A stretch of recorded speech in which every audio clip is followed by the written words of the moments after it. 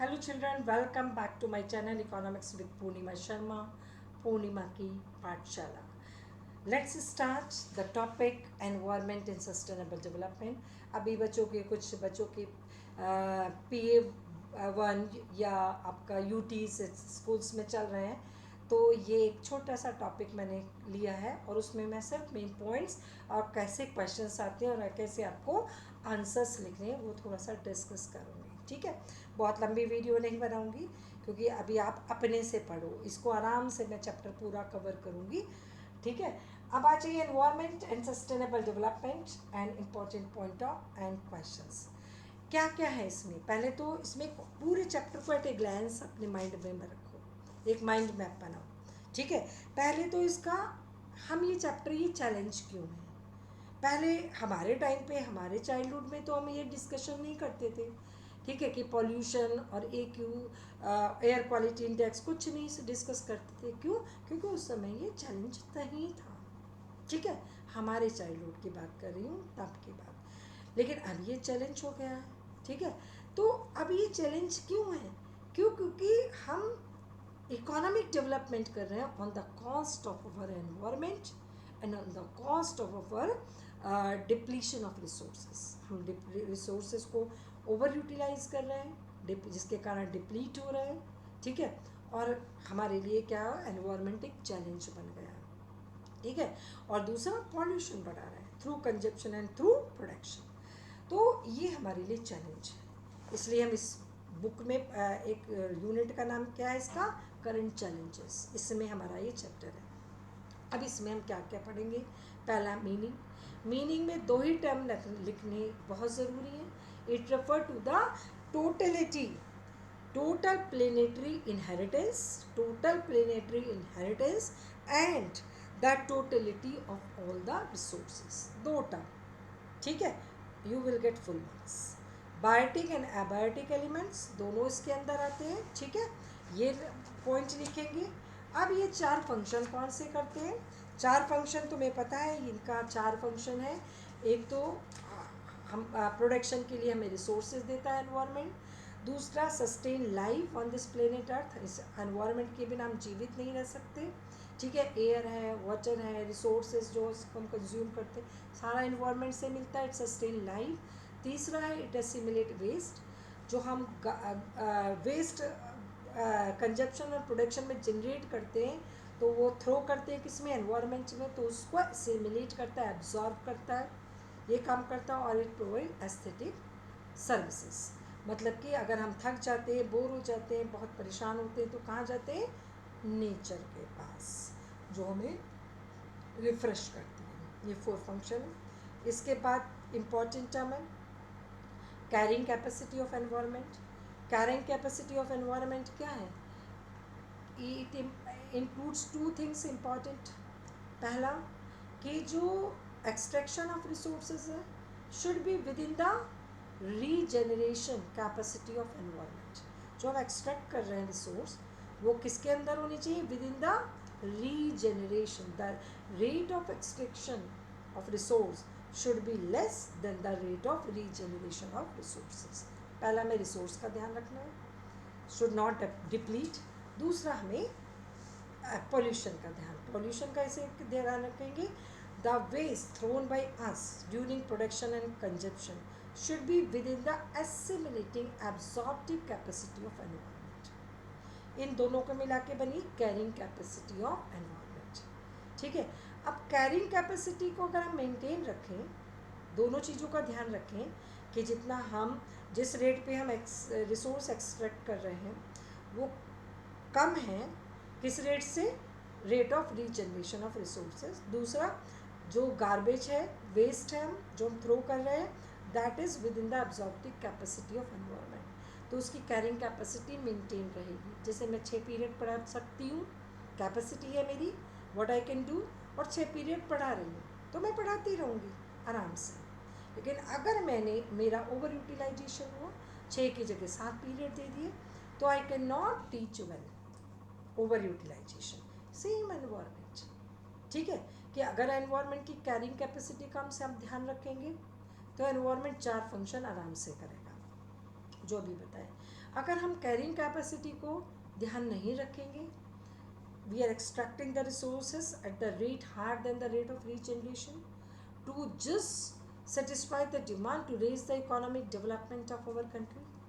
Overusing the resources will deplete. ठीक है. और दूसरा, the garbage waste thrown by us during production and consumption is beyond the absorptive capacity of environment. तो इस situation को बोलते हैं एनवायरमेंटल क्राइसिस. एंड क्या हुआ, वो प्रॉब्लम में आ गया, बीमार हो गया. और जब एनवायरमेंटल क्राइसिस होगा तो ये 4 फंक्शन नहीं कर पाएगा. बीमार हो गया भाई, एनवायरमेंट हमने कर दिया बीमार. ठीक है, तो ये 4 फंक्शन, जैसे हम बीमार हो जाते हैं, हम सारे काम कर जाते हैं क्या? नहीं कर पाते, क्योंकि हम बीमार हो गए. ठीक है, इसी तरह से हम एनवायरमेंट को बीमार क्राइसिस में कौन लाता? हम. ठीक है, और जब ये एनवायरमेंटल क्राइसिस में आएगा तो वो 4 काम नहीं करेगा, जो अभी आपको फंक्शंस बताए मैंने 4. ठीक है, तो ये हो गया environmental crisis. Absorptive capacity, carrying capacity, environmental crisis. उसके रीज़न, एनवायरमेंटल क्राइसिस के रीज़न तुम्हें पता ही है. पॉपुलेशन है एक आपका. ठीक है, पॉपुलेशन पहला पॉइंट है. और जो रिसोर्स का एक्सट्रैक्शन है, रिन्यूएबल और non renewable, at the rate higher than the rate of regeneration हो रहा है. ठीक है, इसके अलावा इससे हमारे क्या रिसोर्स क्या डिप्लीट हो रहा है. इसके अलावा आपका ड्यू एफ्लुएंट कंजप्शन है. कंजप्शन, हम लोगों के पास पैसा बढ़ता जा रहा है और डिमांड बढ़ती जा रही है. वैरायटी ऑफ डिमांड, अगर मुझे लैक में चाहिए तो लैक में ही चाहिए, मुझे ये ब्रांड चाहिए तो मुझे ये ब्रांड ही चाहिए. तो हमारी डिमांड, कंज्यूमरिज्म आ गया. कंज्यूमरिज्म को सेटिस्फाई करने के लिए लोग इंडस्ट्री पे इंडस्ट्री, वैरायटी ऑफ गुड्स, जिससे क्या हो रहा है, रिसोर्स का ओवर यूटिलाइजेशन हो रहा है. और जो वेस्ट है वो भी उसकी एब्जॉर्प्टिव कैपेसिटी से ज़्यादा हम फेंक रहे हैं एनवायरमेंट, जिससे पॉल्यूशन हो रहा है. राइट. इसके अलावा आपका expenditure on health is also rising. ठीक है, और global environmental issues as the global warming and ozone depletion also contribute to increase financial commitment of the government. क्योंकि 2 ग्लोबल एनवायरमेंटल इशूज हैं बच्चों. कौन कौन से? एक तो ओजोन डिप्लेशन और ग्लोबल वार्मिंग. ये 2 ग्लोबल एनवायरमेंटल इश्यूज हैं, ध्यान से सुनना. ठीक है, अब इन दोनों जो ग्लोबल एनवायरमेंटल इश्यूज हैं उसका क्या क्या पढ़ना है. ग्लोबल वार्मिंग और ओजोन डिप्लेशन का मीनिंग. ठीक है, उनके रीज़न. ठीक है, रीज़न के बाद उनका इफेक्ट. ठीक है, ग्लोबल वार्मिंग तुम्हें पता है कि average temperature of this planet earth, ठीक है, एंड ओशियन, दोनों का, अर्थ का एटमॉस्फेयर का एवरेज टेम्परेचर, ठीक है, और आपका ओशियन का, ये दोनों बढ़ते जा रहे हैं. Observe and projected increase in the average temperature of earth, atmosphere and ocean. This is global warming. ठीक है, अब इसके रीज़न क्या है, ठीक है, और इसका इम्पैक्ट क्या होगा. इसके अलावा ozone depletion, 2 global issues. Ozone depletion क्या है, इसके रीज़न, इसके इफेक्ट, ये आप पढ़ोगे तो तुम्हें लगेगा ये तो आता ही है, बहुत ईजी. अब आ जाइए इंडिया पे हम फोकस करेंगे. ये ग्लोबल की बात होगी. पहले बताया एनवायरनमेंट, ये चैलेंज क्यों है. एनवायरनमेंट का मतलब 2 टर्म्स. ठीक है, बायोटिक एंड अबायोटिक एलिमेंट होता रहे. फिर मैंने बताया फंक्शंस, फिर कुछ टर्म्स, एनवायरमेंटल डिग्रेडेशन, ठीक है, एनवायरमेंटल क्राइसिस, दोनों एक ही चीज़ है, उसके रीज़न. ठीक है, फिर मैंने बताया 2 ग्लोबल एनवायरमेंटल इश्यूज, प्रॉब्लम्स. कौन सी? Global warming and ozone depletion. इसमें क्या क्या पढ़ना है, मीनिंग क्या है, रीज़न और उसके इम्पैक्ट. ठीक है, ये आपको पढ़ने हैं. इसके बाद हम ग्लोबल से अब इंडिया पे फोकस करेंगे. ठीक है, इंडिया की जो इश्यूज़ हैं, एनवायरमेंटल इश्यूज़ हैं, वो कौन कौन से. एयर पॉल्यूशन है, पता है तुमको, दिल्ली एनसीआर का कितना है. ठीक है, इसके बाद आपका वाटर पॉल्यूशन है, ठीक है। इसके अलावा आपका बायोडाइवर्सिटी लॉस है, ठीक है। इसके अलावा डिफॉरेस्टेशन हमारा चैलेंज बन गया है, ठीक है। वाटर पॉल्यूशन, तो ये land degradation, water pollution, air pollution, biodiversity loss और आपका डिफॉरेस्टेशन, ये हमारे इंडिया के एनवायरमेंटल इश्यूज हैं। अब इसमें भी इनका मीनिंग, इसका क्या स्टेटस है, ठीक है, कैसे हम इसको ओवरकम कर सकते हैं, ये सब करना है, ठीक है। अब आ जाइए, इसमें एक क्वेश्चन आप पढ़ेंगे पॉल्यूशन कंट्रोल बोर्ड, ये बहुत इंपॉर्टेंट है आपका ऑब्जेक्टिव टाइप क्वेश्चन के लिए। CPCB, central pollution C control B board, कौन से ईयर में सेटअप हुआ? 74 में। कहीं कौन सा पॉल्यूशन को कंट्रोल करने के लिए? ध्यान से, वाटर एंड एयर पॉल्यूशन, बस, ठीक है, वाटर एंड एयर पॉल्यूशन को कंट्रोल करने के लिए। जैसे ही सेंट्रल गवर्नमेंट का है, ऐसे ही हर स्टेट में स्टेट गवर्नमेंट का अपना है, ठीक है। तो CPCB, central pollution control board, and SPCB, state pollution control board, ठीक है। अब इसके फंक्शंस इंपॉर्टेंट हैं बच्चों, ठीक है, ये क्या क्या फंक्शंस करता है ये पढ़ोगे। इसके बाद आ जाइए, तो हमने एनवायरनमेंट को क्या क्या कवर किया, क्यों चैलेंज है, क्या मीनिंग है, क्या फंक्शन है, ठीक है, कुछ इंपॉर्टेंट टर्म्स, ठीक है, कैरिंग कैपेसिटी मेंटेन नहीं हुई, ठीक है, तो हम क्या एनवायरनमेंट बीमार हो जाएगा, यानी कि क्राइसिस में हो जाएगा। जब बीमार होगा तो ये चारों फंक्शन नहीं कर पाएगा, तो हमें बीमारी का रीज़न जानना है, पोल्यूशन एनवायरमेंटल क्राइसिस में क्यों हुआ है, तभी तो हम उसको क्योर कर पाएंगे बच्चों। तो हमें उसके एनवायरमेंटल क्राइसिस के रीज़न जानने हैं, ठीक है। उसके बाद आपका इंडिया के ग्लोबल 2 एनवायरमेंटल इश्यूज पढ़ने हैं, global warming and ozone depletion, meaning, reason and effect. फिर इंडिया में के land degradation, water pollution, air pollution, deforestation, biodiversity loss, ये सब आपके इंडिया के एनवायरमेंटल इश्यूज हैं। बहुत ईजी है, एक बार में आपको समझ में आएगा। उसके बाद आ जाइए, नेक्स्ट पार्ट है इसका sustainable develop, environmental sustainable development, ठीक है।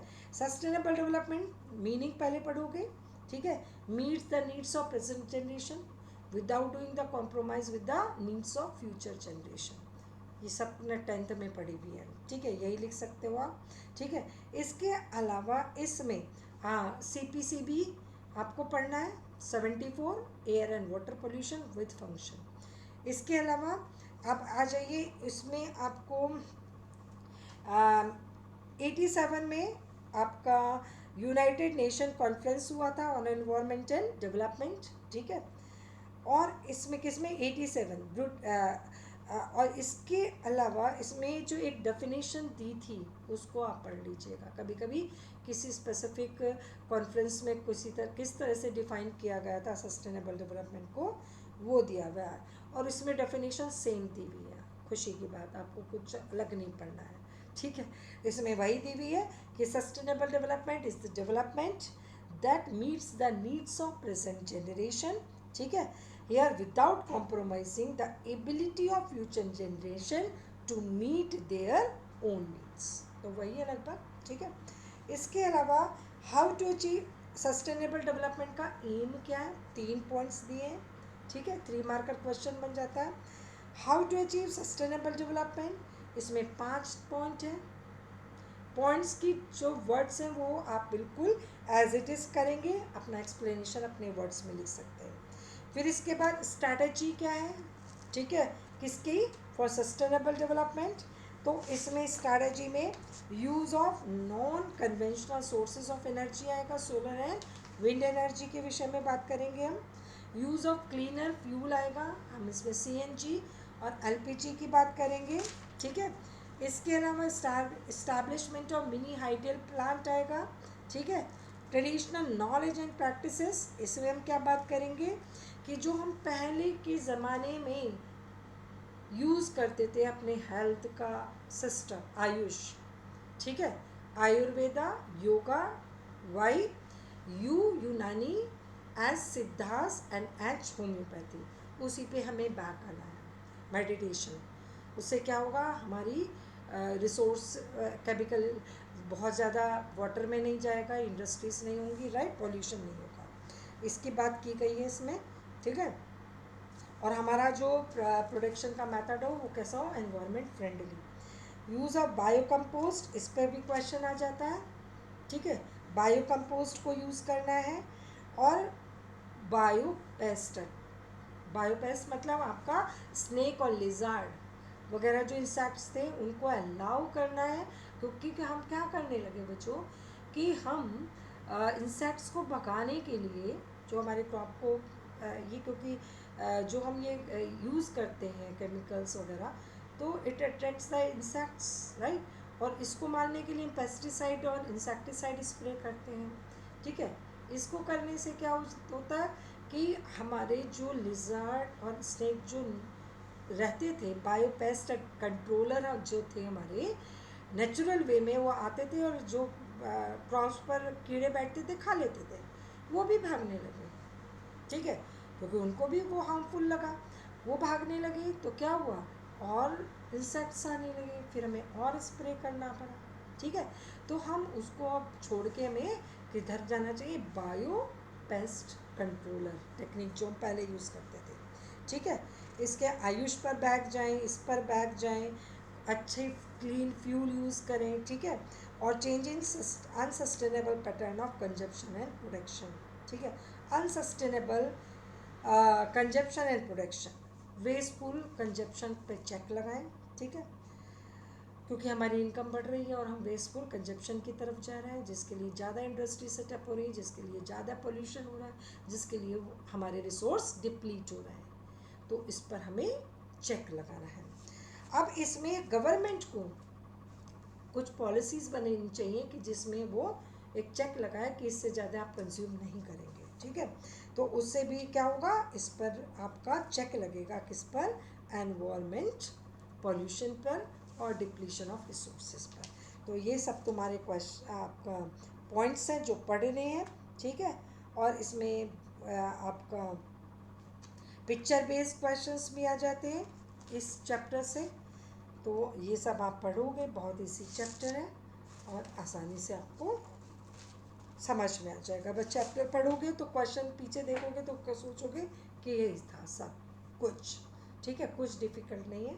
तो wish you all the best. हाँ, जाना नहीं है, देखो बच्चों, रात के क्या बज रहा है, तुम्हें दिख रहा होगा, शायद नहीं दिख रहा है,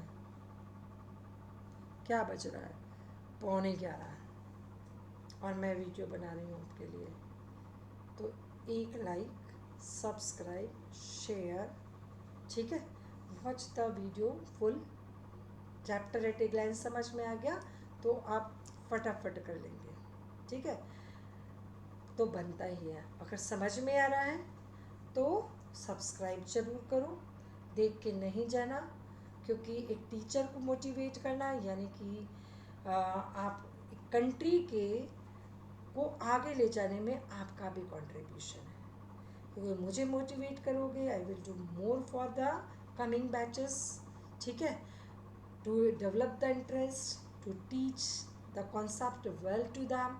तो आपका एक लाइक का भी कंट्रीब्यूशन होगा, तो एक लाइक करो, एक सुंदर सा कमेंट लिखो, ठीक है, पढ़ के मुझे लगे कि रात के 12 बजे भी मैं बना पाऊँ। अभी मैं अपलोड करूँगी, मुझे कम से कम 1 घंटा और लगेगा, ठीक है।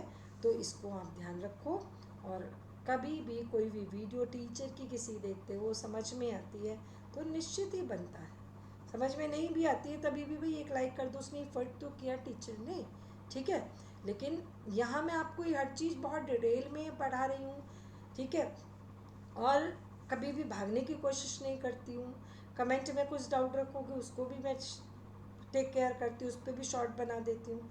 तो भाई एक लाइक और एक कमेंट और शेयर और सब्सक्राइब तो करोगे आप मुझको, ठीक है। तो wish you all the best, God bless you and be good citizen, good human being, thank you.